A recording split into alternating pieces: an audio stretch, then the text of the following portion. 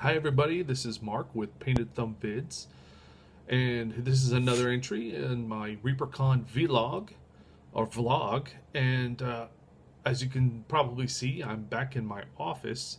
And this is the first chance I've had with consistent Wi-Fi in order to upload this video. So I'm going to go ahead and recap what had happened for the past couple of days at ReaperCon, how it went with us.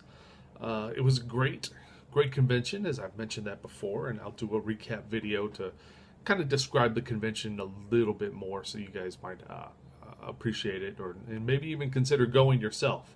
But I did want to talk about the open painting competition, which I participated in. I know when I first came here, or when I first came to the ReaperCon, I wasn't sure if I wanted to enter something, so I went ahead and did it anyway, and it was a good idea because I was able to get a bronze medal out of it, and I'm kind of happy about that.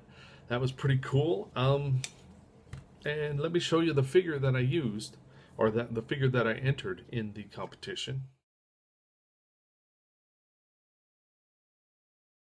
I painted it roughly about 6 years ago.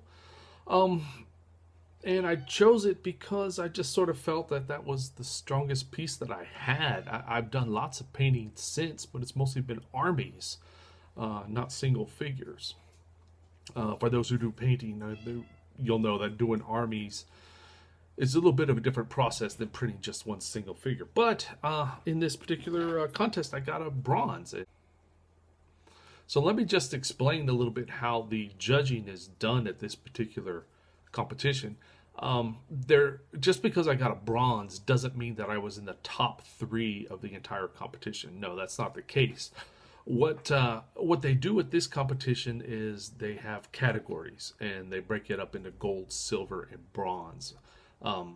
Basically, everything that goes into the gold category is work that the judges would consider gold level work.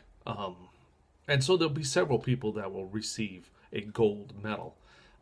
Silver, obviously, step down, not quite as good, and then bronze is the next step after that. And then below that is the certification, or just basically certifying that you participated and they thought it was a worthwhile work. Say that 3 times fast.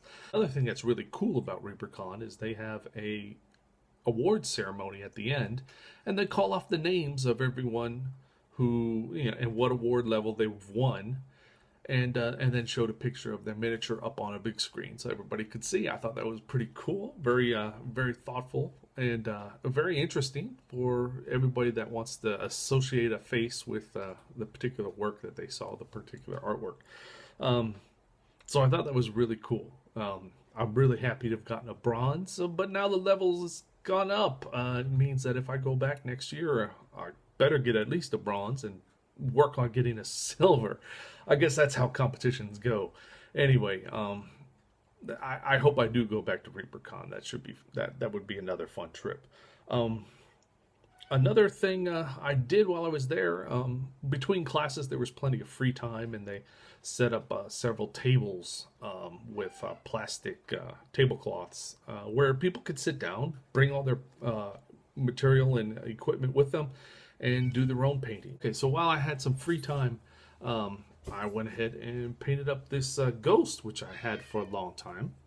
Let me see if I can zoom it in. Actually, I'll bring in the zoom into the front.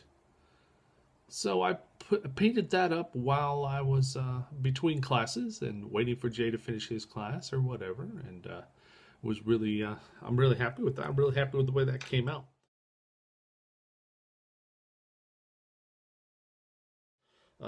Again, that was another miniature I had for a long time. Just hadn't really gotten the chance to put paint on it yet.